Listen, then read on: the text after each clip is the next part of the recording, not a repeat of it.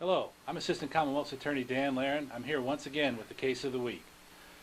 It's January 2012. We're just back from our Christmas break, and over the break I had the opportunity to watch a few old westerns. I like cowboy movies, John Wayne, Clint Eastwood, things of that nature. And one of the things that happens in a lot of westerns is that horses get stolen.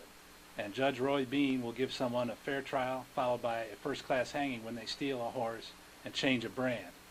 And in modern times, we don't have many horse stealing cases anymore, but we have a lot of cases that involve cars or trucks or other vehicles that are stolen and have their brands changed. And with me today is Assistant Commonwealth's Attorney Ben Willis, who had a trial recently with a case of this nature. Ben, would you tell everyone about this case that you had, please? Yeah, thanks, Dan.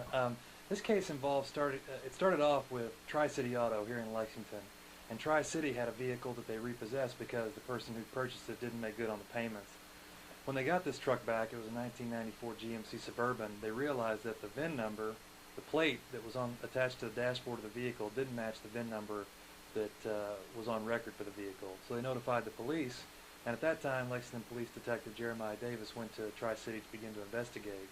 He was able to verify that the plate, in fact, was the wrong VIN plate. It belonged to a 1995 Chevrolet Suburban, not a 94 GMC.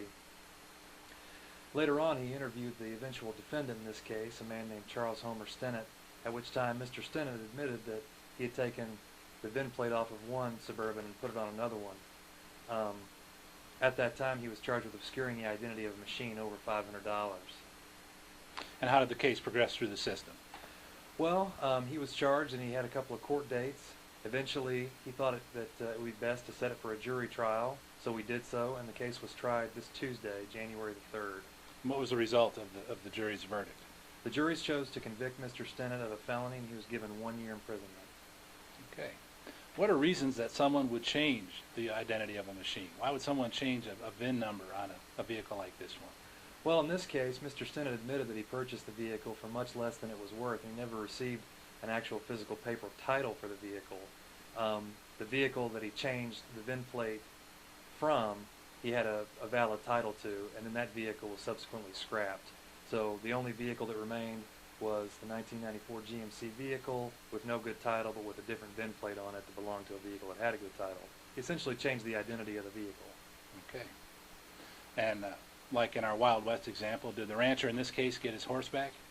They did. Tri-City Auto, being the rancher in this case, got the 1994 GMC Suburban back, and if you're interested, you can go out there and take a look at it. All right.